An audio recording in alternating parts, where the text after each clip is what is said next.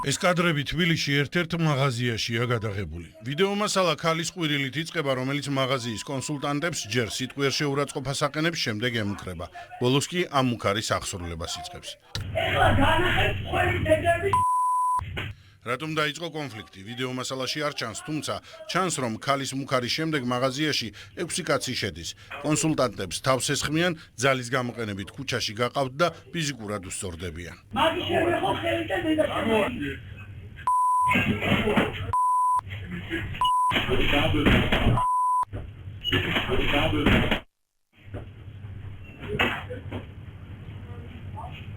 მაღაზიის მენეჯერი ყვება, რომ 19 და 21 წლის ბიჭები ღამის სულაში მუშაობდნენ, რა დროსაც თავდასხმა მოხდა. დაშავებული კონსულტანტები სასწრაფო დახმარების ბრიგადამ სამედიცინო დაწესებულებაში გადაიყვანა. ეხლა კარგად არიან, გამოწერილები არიან და სახლში იღებენ რაღაც მედიკამენტებს. დაწერეს სარჩელი. შეტანილი ქონდათ იმ დღეს. ოჯახსაც ვიცნობთ, იმიტომ რომ ჩვენი მომხმარებლები არიან და შესაბამისად, ანუ ცუდის არაფრის თქმა არ შემიძლია.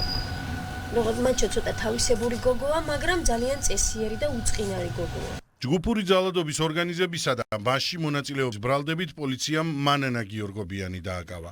იდენტიფიცირებულია 6-ვე თავდასხმელი, მათ შორის ერთი მომღერალი მამუკა ჩარკვიანის ვაჟი, 29 წლის ჯაკო ჩარკვიანია, რომელიც გიორგობიანის გარდაცვლილი ვაჟის მეგობარი იყო. ჯაკო, ეს ჩემი ხო მეორე. დანაშაულში მონაწილე 6 მამაკაცის ადგილმდებარეობის დასადგენად საგამოძიებო მოქმედებები მიმდინარეობს. მანანა გიორგობიანი კი ბრალის ოფიციალურად წარდგენის მოლოდინშია. მას 9 წლამდე ვადით პატიმრობა ემუქრება. აფონია, ეს აჩერები და ისინი მაგის დედავა და აგერეკა ჩემთვის გამოვიდოდი მოგარიგებ.